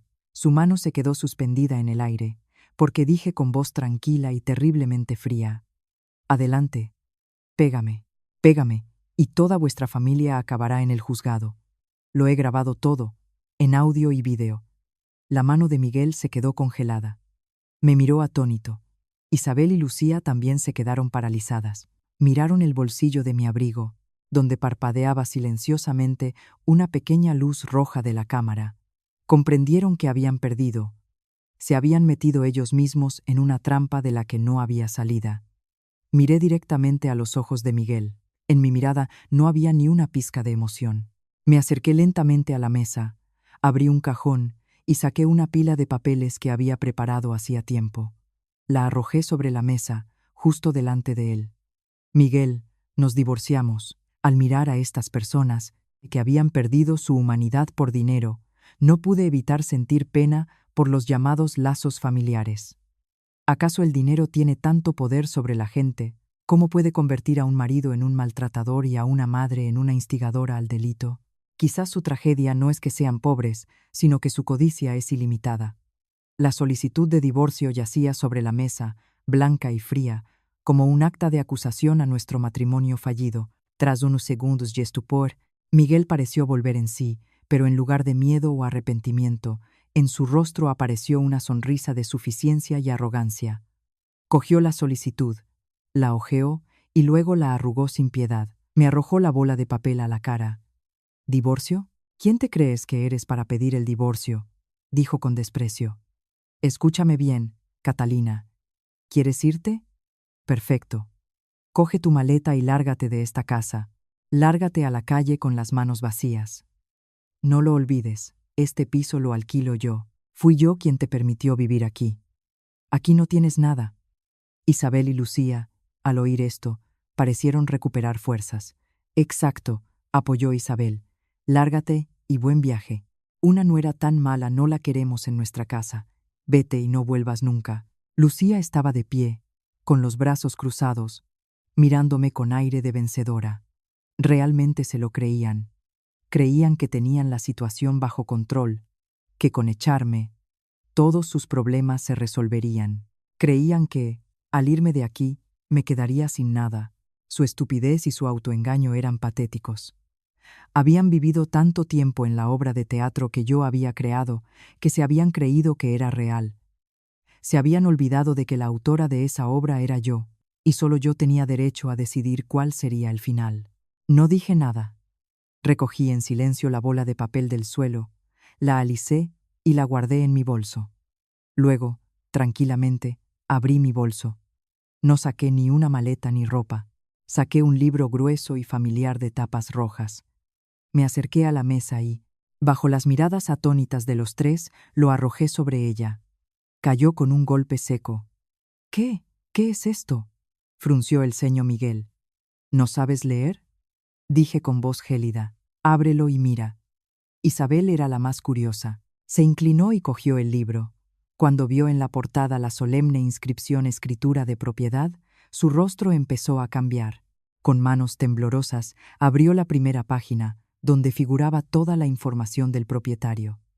Sus ojos se abrieron como platos, la boca se le abrió, y balbuceó. Vargas, Catalina. ¿Por qué? ¿Por qué tu nombre? Miguel, al oír esto, pareció fulminado por un rayo. Le arrancó la escritura de las manos a su madre. Se quedó mirando el nombre, claramente impreso en el papel. Vargas, Catalina. Debajo, la fecha de nacimiento, el número de DNI, todos mis datos y la fecha de expedición de la escritura. Hacía más de 3 años, antes de nuestro matrimonio. El mundo entero de Miguel se derrumbó en ese momento. Este piso de lujo valorado en más de 1.000.000 de euros, su orgullo, el símbolo de éxito del que presumía ante sus amigos, no era de alquiler, era de mi propiedad personal, adquirida antes de que él apareciera en mi vida. Él, junto con su madre y su hermana, no eran más que inquilinos, parásitos en la casa de la persona a la que más despreciaban. No, no puede ser, murmuró Miguel con voz entrecortada. Tú dijiste que era un piso de la empresa con descuento. Mentí, respondí sin emoción. Mentí porque temía que te sintieras acomplejado. Mentí para proteger tu barato orgullo. Pensé que ese sacrificio haría que me valoraras más. Pero me equivoqué. Solo os hizo más codiciosos y despectivos. Vivisteis como reyes en mi casa, comisteis a mi costa, gastasteis mi dinero y al final pretendíais echar a la dueña a la calle. ¿No os da risa? El rostro de Miguel pasó de atónito a pálido y luego a gris. Se tambaleó y solo pudo mantenerse en pie, apoyándose en una silla. La ilusión de su estatus como cabeza de familia, de su poder como hombre, fue destrozada por esa escritura de propiedad. Comprendió que nunca había sido el dueño.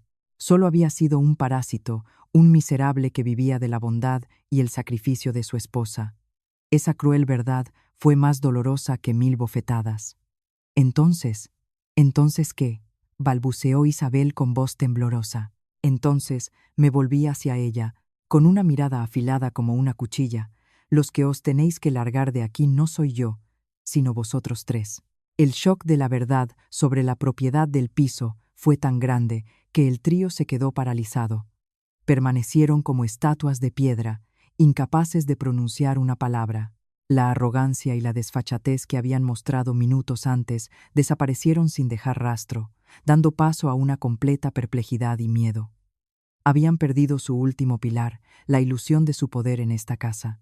Los miré sin la menor compasión. Su silencio indicaba que estaban completamente destrozados.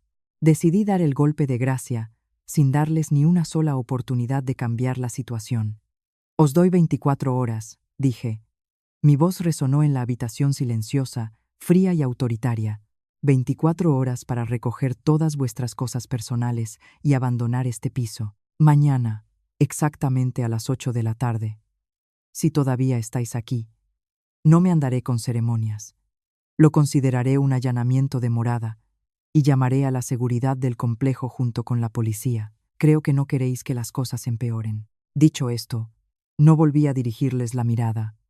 Me dirigí a mi dormitorio, cerré la puerta y eché la llave. Necesitaba estar sola. La batalla había terminado y sentía un cansancio terrible, tanto físico como moral. Pero en el fondo de mi alma sentía un gran alivio. La carga que había llevado durante 3 años estaba a punto de ser arrojada por la borda. Esa noche, no sé qué hicieron, solo oí susurros, llantos y pequeñas discusiones fuera.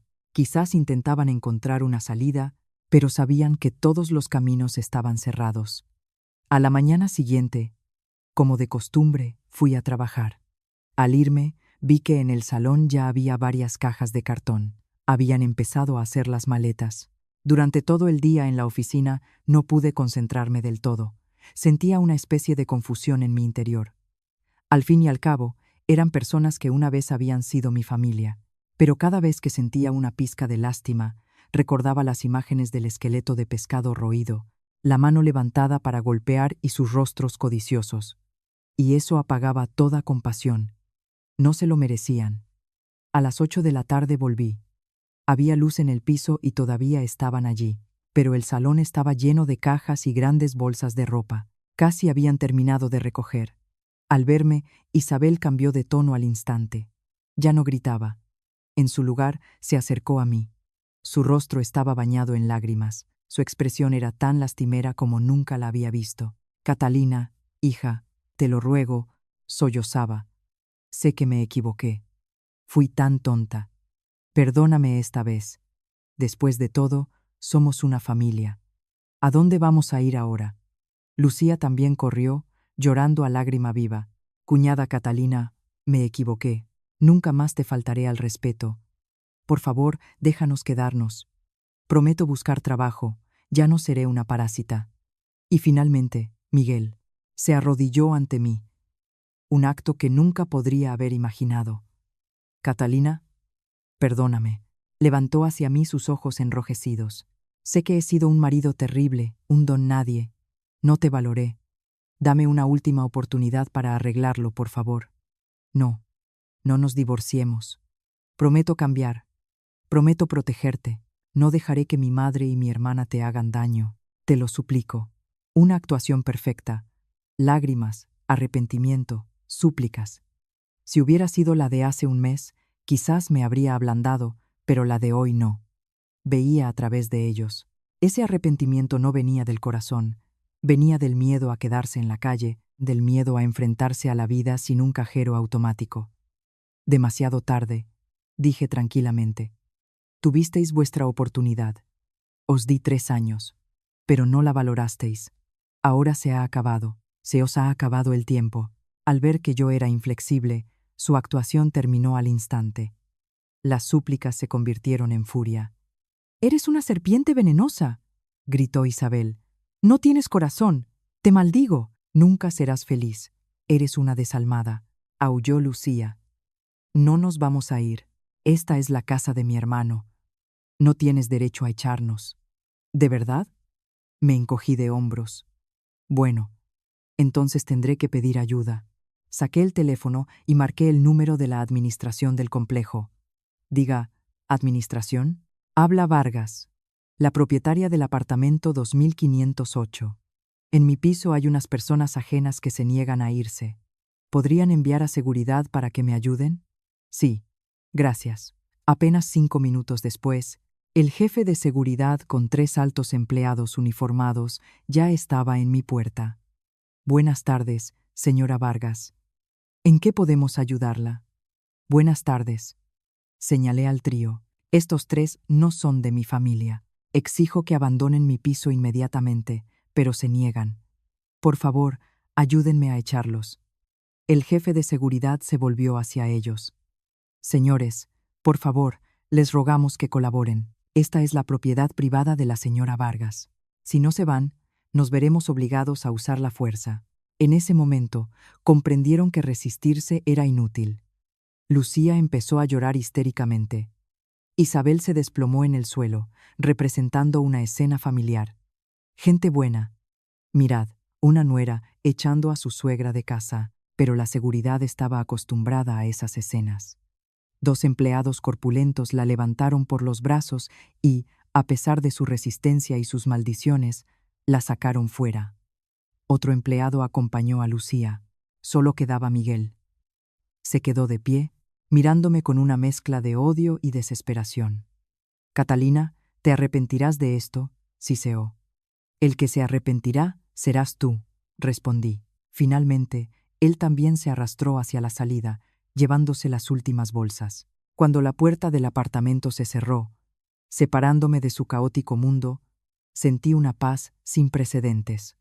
Me quedé en medio del salón, ahora más vacío, y respiré hondo.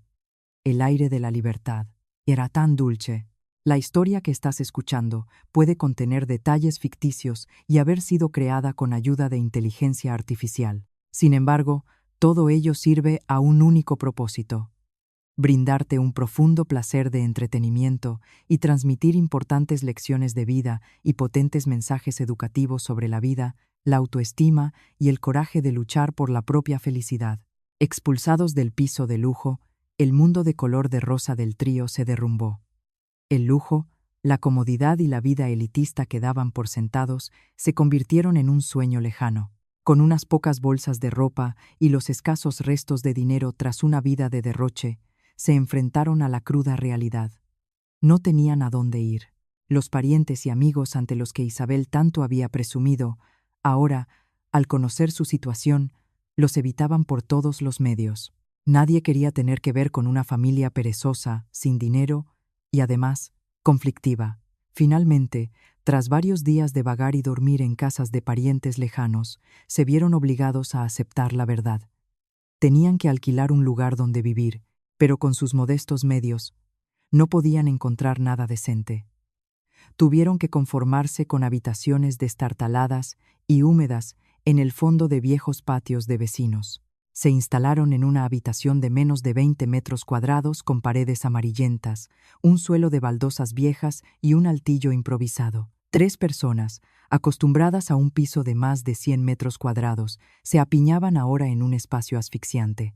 El baño era compartido para todo el pasillo y olía constantemente mal. El agua iba y venía. El brusco cambio en sus condiciones de vida fue un shock que hizo estallar todos los conflictos que llevaban tiempo latentes entre ellos. Cuando vivían a mi costa, formaban una sólida alianza, explotando y disfrutando juntos. Pero cuando la fuente de suministro desapareció, cuando se enfrentaron a la miseria y las dificultades, su alianza se desmoronó. Los parásitos, al perder a su huésped, empezaron a devorarse entre sí. La primera en no aguantar fue Isabel. Al perder su vida de reina y la admiración de sus amigas, se volvió irritable y mordaz. Toda su frustración la descargaba en su hijo, al que consideraba un inútil. Incluso durante una cena de patatas cocidas y salchichas, tiraba el tenedor y gritaba: «Mira con qué alimentas a tu madre y a tu hermana. Esto es comida para cerdos. Te parí, te crié, te di estudios, para vivir ahora en esta miseria inútil. Tenías una mujer rica y no supiste retenerla. Te echó. Ahora te das cuenta». Miguel, que había sufrido el shock de perder a su mujer y su casa y que escuchaba a diario los reproches de su madre, tampoco aguantaba más. Empezó a responderle: «Mamá, basta ya. Ya estoy harto. Si no fuera por ti y por Lucía, si no os hubierais portado tan mal con ella, no habríamos llegado a esto.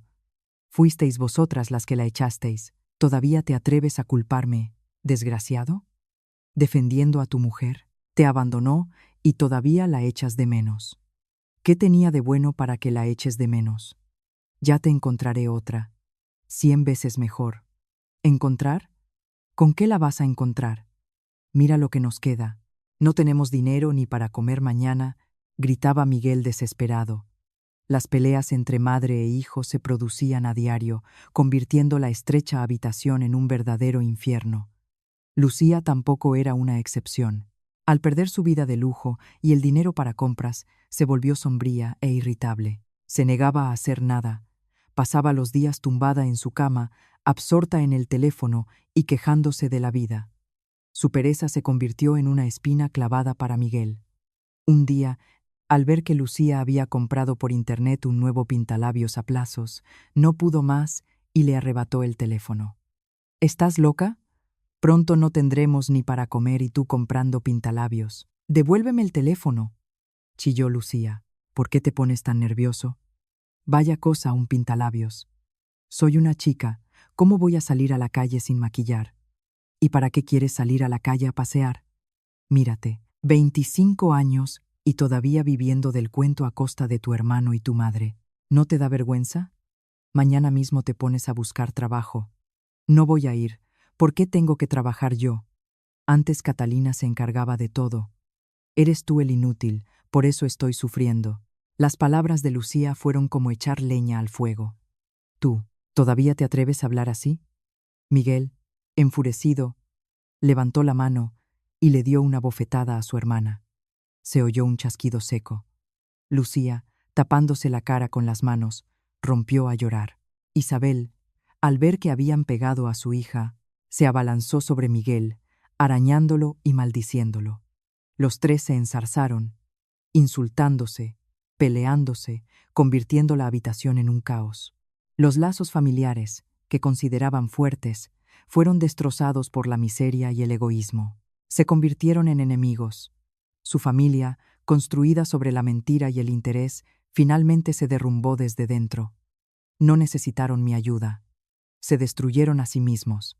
Fue un castigo rápido y cruel para aquellos que se acostumbraron a vivir a costa de los demás y nunca intentaron valerse por sí mismos. El día de nuestro divorcio, el cielo estaba gris y cubierto de nubes, como presagiando un enfrentamiento difícil. Entré en la sala del juzgado, tranquila y segura. A mi lado estaba mi abogada, una mujer de lengua afilada y con experiencia que había contratado. Lo había preparado todo, tanto moralmente como con pruebas irrefutables. No había venido a discutir, sino a poner punto y final. Enfrente estaba sentado Miguel, con un aspecto aún más demacrado y hundido, pero en su mirada, fija en mí, ya no había súplica ni arrepentimiento, sino solo odio y la determinación de llegar hasta el final. Al parecer, tras varias semanas de infierno en la habitación de alquiler, había decidido jugárselo todo a una última carta. A su lado se sentaba un abogado de aspecto bastante inexperto. Isabel y Lucía también estaban allí, en los bancos de atrás, fulminándome con la mirada. La vista comenzó. El abogado de Miguel fue el primero en hablar, y lo que presentó solo me provocó una sonrisa irónica por su descaro. No mencionaron ni la violencia ni el parasitismo. En su lugar, inventaron una historia completamente nueva, lacrimógena y falsa. Me acusaron de infidelidad conyugal. Afirmaron que la razón por la que había pedido el divorcio y echado a la familia de mi marido era que tenía otro hombre, más rico. Declararon que yo había utilizado el dinero que me daba mi marido para mantener a un amante, y lo que fue el colmo del absurdo, exigieron que indemnizara a Miguel por el daño moral y los años de juventud malgastados en mí, nombrando una suma considerable.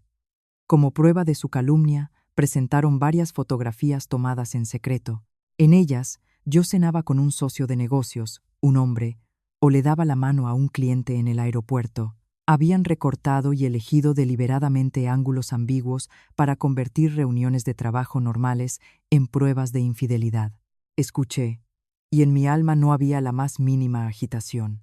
Mi calma pareció desconcertarlos un poco. Cuando terminaron, le tocó el turno a mi abogada. Se levantó, segura y majestuosa. No se apresuró a refutar su calumnia infundada. En su lugar, fue al grano. Señoría, su voz era clara. En primer lugar, nos gustaría aclarar la cuestión de la propiedad.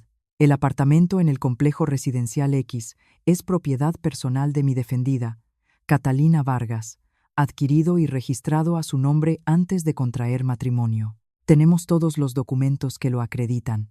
Por lo tanto, la exigencia de mi defendida al señor Ruiz y a su familia de que abandonaran el inmueble era absolutamente legal.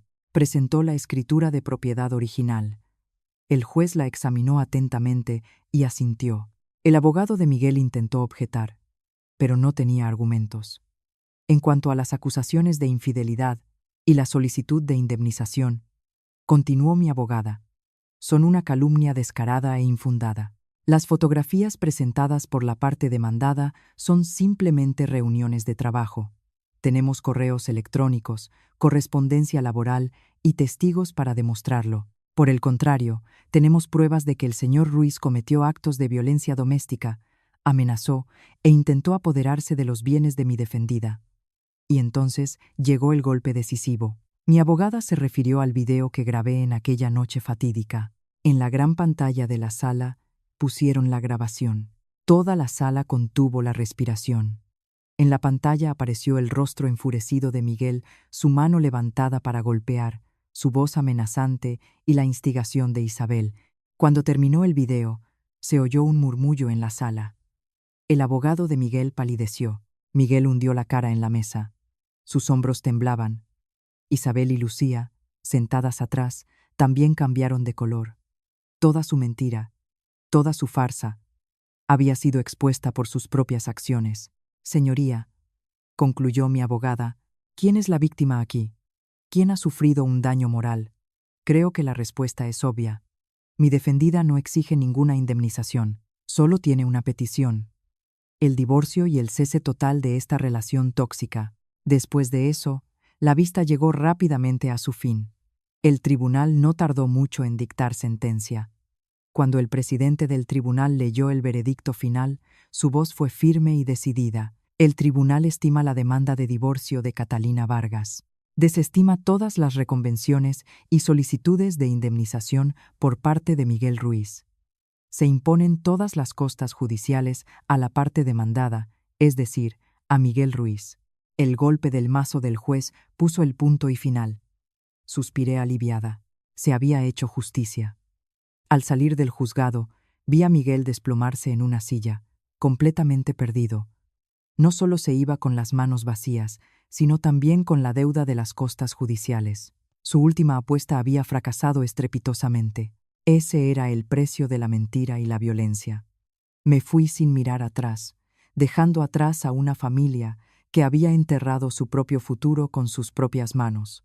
El fracaso total en el juzgado fue la gota que colmó el vaso y que hundió definitivamente a la familia de Miguel en un abismo sin salvación. Al perder la última esperanza de conseguir algo de mi patrimonio, Miguel se vino abajo por completo, cayó en una depresión y empezó a beber. El trabajo, que ya no iba bien, ahora fue de mal en peor. A menudo llegaba tarde, su productividad se desplomó. Empezó a discutir con sus compañeros y sucedió lo inevitable. Un mes después del juicio, recibió la carta de despido. Al perder el trabajo, Miguel se convirtió en una sombra.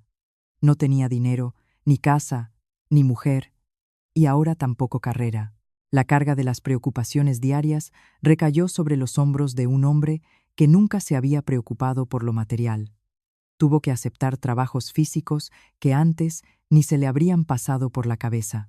De oficinista de camisa blanca pasó a ser repartidor, a peón, trabajando bajo un sol abrasador por una miseria para sobrevivir. La salud de Isabel, tras el shock del juicio, también se deterioró bruscamente. La vida en una habitación miserable, la mala alimentación, el resentimiento y la ansiedad agravaron su hipertensión. Una tarde sufrió un derrame cerebral. Aunque los vecinos llamaron a tiempo a la ambulancia, las secuelas fueron graves. Quedó paralizada de un lado. Estaba postrada en la cama, completamente dependiente de los demás. La carga de Miguel se hizo aún más pesada. Tenía que trabajar para ganarse la vida y cuidar de su madre paralítica. Tenía que hacer él mismo todo lo que antes consideraba trabajo de mujeres: preparar purés, darle de comer con una cuchara, cambiar pañales, lavar a su madre. Las dificultades y las humillaciones lo envejecieron. No había dinero para un tratamiento adecuado y el estado de Isabel empeoraba. Yacía en una cama chirriante en una habitación húmeda, mirando sin vida al techo. Quizás, en raros momentos de lucidez, se arrepintió de lo que había hecho, pero nadie lo sabe. Pasó sus últimos días entre el dolor y la soledad. Una noche de lluvia, exhaló su último aliento, poniendo fin a una vida llena de codicia y errores. Lucía, tras la desintegración de la familia, tampoco encontró su lugar. Sin el apoyo de su hermano y su madre, tuvo que sobrevivir por su cuenta, pero con su pereza y su costumbre de la vida ociosa, no pudo encontrar un trabajo decente. Se degradó rápidamente, juntándose con malas compañías que vivían del engaño y las deudas. Su vida se hundió en placeres fugaces y deudas crecientes. No había nadie a su lado que pudiera detenerla y guiarla por el buen camino. Su camino se volvía cada vez más resbaladizo, llevándola a una oscuridad sin salida. El castigo les llegó lenta, pero inexorablemente. Cada uno recibió un final trágico, creado por sus propias elecciones y acciones pasadas. Sembraron vientos y ahora cosechaban tempestades. Me enteré de estas historias por una vieja conocida. En mi alma no había ni regocijo ni alegría, solo una extraña calma. Parecía que todas las ofensas habían sido pagadas. El destino había puesto todo en su sitio. El capítulo oscuro y doloroso de mi vida estaba realmente cerrado. Después de que la puerta al pasado se cerrara definitivamente, me sentí renacer. La carga que me había oprimido durante 3 años fue completamente eliminada. Ya no tenía que vivir en una mentira, no tenía que desvivirme para proteger el orgullo de nadie. Podía ser yo misma, la Catalina Vargas libre, independiente y fuerte. Decidí vender aquel piso de lujo lleno de recuerdos desagradables. Con el dinero de la venta y mis ahorros, compré un ático más pequeño pero más acogedor y con unas vistas impresionantes. Diseñé yo misma el interior, convirtiéndolo en mi espacio personal, en un remanso de paz al que volvía después de cada día de trabajo. Mi carrera iba viento en popa. Sin distracciones por las rencillas familiares, invertí toda mi energía e intelecto en mi trabajo. Los proyectos que lideré fueron increíblemente exitosos y generaron enormes beneficios para la empresa. Mis capacidades fueron reconocidas y muy valoradas por la dirección. Y apenas un año después del divorcio, me nombraron oficialmente subdirectora general, convirtiéndome en una de las mujeres directivas más jóvenes y exitosas de nuestro sector. No solo encontraba la felicidad en el trabajo, empecé a aprender a quererme y a cuidarme. Me apunté a yoga para encontrar la armonía, a cursos de cocina para satisfacer una vieja pasión. Empecé a pasar más tiempo con mis padres, los llevé de viaje. Al ver sus sonrisas felices y orgullosas, supe que mi decisión de entonces había sido absolutamente correcta. Mi vida ahora es una sucesión de días tranquilos y luminosos. Me volví más guapa, más segura y más rica, no solo materialmente, sino también espiritualmente. Comprendí que el valor de una mujer no reside en cuánto se sacrifica por los demás, sino en cuánto se valora a sí misma. Nuestro trabajo, nuestro intelecto y nuestros esfuerzos deben dirigirse, en primer lugar, a construir nuestra propia felicidad.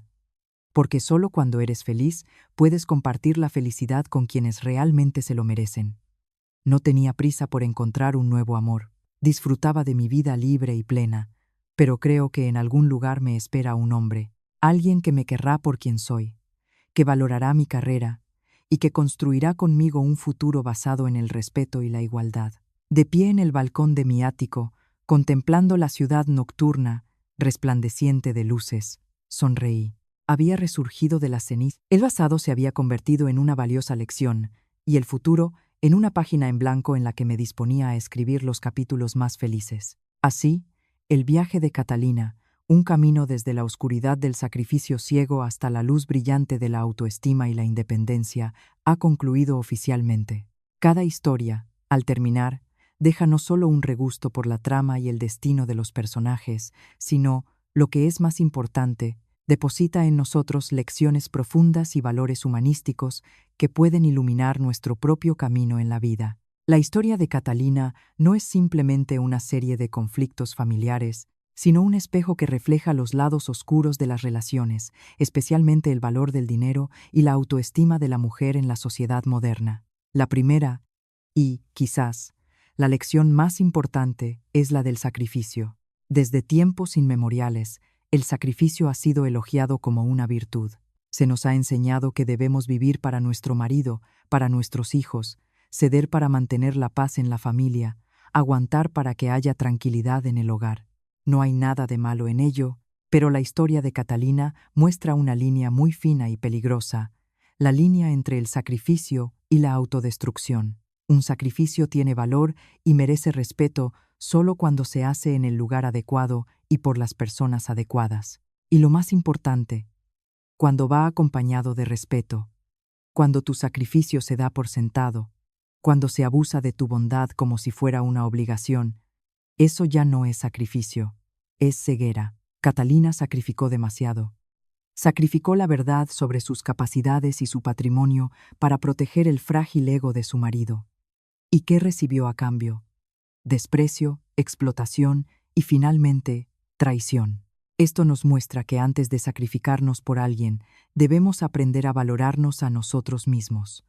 No se puede dar respeto sin respetarse a uno mismo. No se puede construir una familia feliz sobre cimientos de desigualdad y abuso. La segunda lección es sobre el poder de la independencia financiera. No es una apología del materialismo, sino una firme afirmación del valor de la mujer en la sociedad. El dinero en sí mismo no es malo. Se convierte en algo malo en manos de personas codiciosas y perezosas. Pero en manos de una mujer fuerte e inteligente como Catalina, se convierte en una herramienta, un arma para protegerse, para recuperar la autoestima y para construir una nueva vida. Imaginen que Catalina no hubiera tenido la capacidad de ganar dinero, que no tuviera una carrera sólida. Si no fuera la dueña de ese piso, ¿habría tenido el valor de rebelarse? Probablemente no.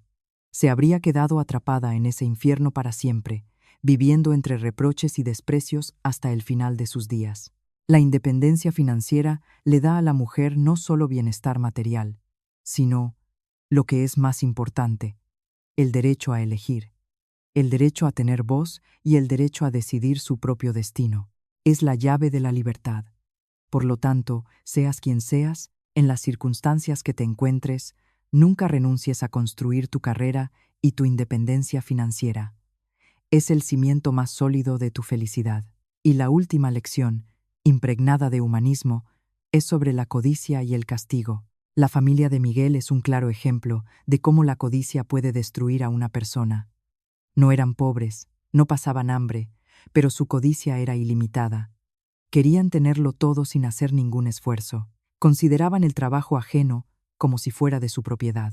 Es esta psicología parasitaria, la psicología de los aprovechados, la que los llevó a la ruina. Cuando el huésped desaparece, los parásitos no pueden sobrevivir, empiezan a devorarse entre sí y al final se autodestruyen. En esta vida hay una ley justa, la ley del karma. No se puede sembrar egoísmo, pereza y maldad y esperar cosechar los dulces frutos de la felicidad y la prosperidad. El precio que pagó la familia de Miguel fue demasiado alto, pero fue absolutamente proporcional a lo que hicieron. Es una advertencia para todos nosotros.